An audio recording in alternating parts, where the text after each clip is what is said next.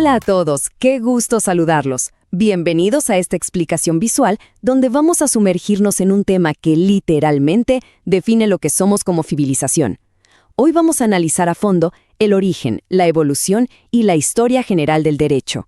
Vamos a explorar cómo ese instinto básico e inquebrantable de supervivencia humana terminó construyendo las bases de lo que hoy todos conocemos como justicia. A ver, para entender el derecho de verdad, tenemos que retroceder muchísimo en el tiempo, mucho antes de que existieran esos tribunales inmensos o las constituciones tan complejas que tenemos hoy. Piensen en las primeras comunidades humanas. Su necesidad más urgente no era debatir sobre un ideal abstracto de justicia, ¿cierto? Era algo mucho más crudo. Sobrevivir. Sobrevivir a una naturaleza implacable y, seamos honestos, sobrevivir a ellos mismos. Ese instinto de supervivencia y el miedo absoluto al caos fueron los que obligaron a la humanidad a crear las primeras reglas de convivencia. O sea, sin orden, la extinción era prácticamente una garantía. Y justo de ese miedo, de ese terror primario a la extinción, surge la gran pregunta: ¿cómo podemos convivir sin destruirnos unos a otros? Este es el pilar, la base intelectual de toda nuestra historia jurídica. Y ojo, no es solo una pregunta filosófica para sonar inteligentes, fue el motor de organización más importante de nuestra historia. De hecho, cada código legal escrito desde el principio de los tiempos es, en el fondo, un intento fascinante y a veces desesperado por responder a esta misma pregunta universal. Bueno, para entender todo esto, nuestro recorrido de hoy se divide en 5 etapas clave. 1. El origen de las reglas. 2. Mesopotamia, Egipto y la religión. 3. Grecia y la ley romana. 4. La Edad Media y las revoluciones. Y finalmente, el punto 5, el derecho del futuro. Empecemos con la primera parada, el origen de las reglas. Como pueden ver, nuestro viaje abarca una escala histórica gigantesca.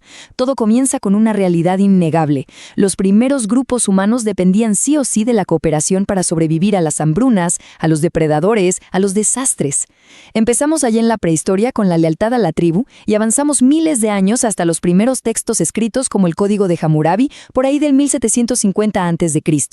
Luego pasaremos por hitos monumentales como la caída de Roma en el año 476, las revoluciones que sacudieron al mundo en el siglo XVIII, hasta llegar a la complejidad que es el derecho digital de nuestro siglo XXI. El punto clave aquí al principio es entender el derecho consuetudinario. Suena complicado, pero básicamente era el sistema primitivo. En estas sociedades no había leyes escritas, para nada. Todo funcionaba en base a costumbres, tradiciones y rituales que todos aceptaban y repetían. Y lo más interesante de esto es que si rompías una de estas reglas, no era solo una infracción menor. La comunidad lo veía como una ofensa gravísima contra los mismos dioses. Definitivamente una forma muy efectiva de asegurar que la gente se portara bien por el puro terror al castigo divino. Al principio, lo que reinaba era la llamada justicia primitiva. Básicamente una venganza sin límites que podía desatar guerras de sangre entre clanes enteros por una ofensa minúscula. Pero luego surge la famosísima ley del talión. Sí, esa de ojo por ojo, diente por diente. Y bueno, hoy nos suena súper cruel, pero en ese momento, créanme, fue un salto intelectual revolucionario. ¿Por qué? Porque introdujo el concepto de proporcionalidad. Por primera vez había límites, garantizaba un castigo equivalente a la ofensa, lo cual frenaba esa escalada interminable de violencia, un verdadero punto de inflexión. Pasamos ahora a la sección 2, Mesopotamia, Egipto y la religión. Imagínense esto, la agricultura crece, surgen ciudades enormes y de repente, las costumbres no escritas ya no son suficientes. Necesitábamos sistemas mucho más estructurados. Y aquí brilla el Código de Hammurabi del 1750 a.C. Al estar tallado en piedra, permitió algo monumental. Las leyes ya no dependían de la frágil memoria humana. Eran permanentes. Regulaba el comercio, la propiedad, el matrimonio, todo. Pero el avance más espectacular es que por fin el Estado monopoliza la justicia. O sea, ya no dependes de la venganza de tu familia. El Estado es el que interviene y castiga. Aunque claro, con penas súper severas que dependían muchísimo de a qué clase social pertenecías. Mientras tanto, en el antiguo Egipto pasaba algo completamente diferente. Allá, el derecho estaba amarrado a la figura del faraón, a quien veían como un dios viviente, y todo se basaba en el concepto de Ma'at, que significa verdad, armonía, equilibrio y orden cósmico. A diferencia de esos castigos durísimos de Mesopotamia, los egipcios valoraban muchísimo la mediación. Para ellos, la misión principal de los jueces no era solo castigar, sino preservar ese delicado equilibrio tanto en la sociedad como en el mismísimo universo. Increíble, ¿no? Ahora, si nos movemos de región, vemos los aportes del derecho hebreo a través de la Torá. Y aquí aparece una idea que para la época rompía todos los esquemas. La ley no viene del rey, viene directamente de Dios. ¡Boom! Esto es importantísimo porque establecía que incluso los gobernantes más poderosos estaban sometidos a una autoridad superior. Con normativas como los 10 mandamientos, se sentaron bases de dignidad humana y responsabilidad moral que literalmente terminaron moldeando todo el mundo occidental. Y así llegamos a nuestra sección 3, Grecia y la ley romana. Es justo en el Mediterráneo clásico donde la cosa da un giro tremendo. Nos alejamos un poco de los mandatos divinos y entra la filosofía. Esta frase de Aristóteles lo resume perfectamente. La ley debe gobernar por encima de los hombres. En la antigua Atenas empezó a tomar mucha fuerza la idea de que el poder político tenía que tener límites. Y a ver, la democracia ateniense no era perfecta, dejaba muchísima gente fuera, pero el simple hecho de someter el poder a la evaluación de los ciudadanos fue un salto gigantesco para la humanidad. Pero si hablamos de la verdadera cúspide legal de esa era, tenemos que hablar de Roma. Los romanos convirtieron la ley en una ciencia súper sofisticada. Empezaron publicando la ley de las 12 tablas a la vista de todos para que los poderosos no pudieran abusar de las reglas. Inventaron cosas que usamos todos los días, como la propiedad privada y los contratos. Incluso crearon la profesión de los juristas. Todo este sistema fue tan, pero tan magistral que la inmensa recopilación que hizo el emperador Justiniano, el Corpus Juris Civilis, sigue siendo hoy en día la columna vertebral de nuestras leyes en toda América Latina y Europa. Avanzamos a la sección 4, la Edad Media y las revoluciones. Cuando el Imperio Romano de Occidente colapsó en el año 476, todo el sistema legal europeo se hizo pedazos. Y en ese vacío enorme de poder surgieron dos sistemas gigantescos. Por un lado, la Iglesia Católica creó el derecho canónico. Tenían sus propios tribunales eclesiásticos que regulaban matrimonios, la moral, y tenían un poder enorme sobre los reyes. Por otro lado, allá en Inglaterra nacía el Common Law. Este sistema era súper diferente. En lugar de códigos escritos inmensos, se basaba en la experiencia, en decisiones judiciales previas y costumbres locales. Un sistema que de hecho sigue rigiendo a los países anglosajones hasta el día de hoy.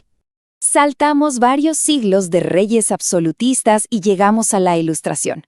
Aquí la meta era acabar con la tiranía. Y es entonces cuando aparece el pensador Montesquieu con una idea brillante, la separación de poderes. Su lógica era simple pero contundente. Si una sola persona crea las leyes, las ejecuta y encima es el juez, bueno, la opresión está garantizada. Así que propuso dividir todo rigurosamente en 3: poder ejecutivo, poder legislativo y poder judicial. Esta idea tan clara fue la chispa que encendió las revoluciones modernas y cambió el mapa político para siempre. Y el impacto de esas revoluciones, como la francesa y la estadounidense, cambió las reglas del juego por completo. Establecieron algo que hoy damos por sentado, pero que en ese momento era radical. Todos los ciudadanos deben ser iguales ante la ley. Se acabó eso de que la sangre o la nobleza determinaban tus derechos. Así nacieron las constituciones modernas, poniendo los derechos naturales y la soberanía del pueblo justo en el centro del universo legal. Y por fin llegamos a la última parte. Sección 5. El derecho del futuro. Pasamos de esas jóvenes naciones industriales a nuestra era superglobalizada, y el derecho tuvo que adaptarse a una velocidad de vértigo. Los siglos XIX y XX trajeron retos masivos. La voraz industrialización obligó a crear leyes laborales modernas para frenar la explotación extrema de los trabajadores. Luego, tras los horrores inenarrables de la Segunda Guerra Mundial, la humanidad entendió que necesitaba organizarse a nivel mundial. Así nace la ONU y la Declaración Universal de los Derechos Humanos en 1948, un momento histórico donde el mundo entero acordó reconocer derechos fundamentales aplicables a absolutamente todas las personas, sin excepciones. Lo cual nos aterriza en el panorama actual. Y vaya que los retos del siglo XXI son fascinantes, cosas que los romanos ni en sus sueños más locos habrían imaginado. El Internet borró las fronteras físicas. Hoy Nuestro sistema legal está luchando por regular la privacidad de nuestros datos digitales, debatiendo quién es responsable por lo que hace la inteligencia artificial, persiguiendo ciberdelitos que cruzan el mundo en milisegundos y tratando urgentemente de crear un derecho ambiental que nos ayude con el cambio climático.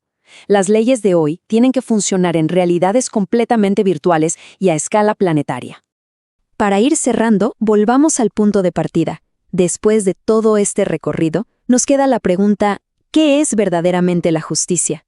Es increíble pensar que, desde aquellas primeras tribus que se guiaban por el miedo a la naturaleza hasta nosotros hoy, debatiendo sobre criptomonedas e inteligencia artificial, en el fondo seguimos buscando exactamente lo mismo.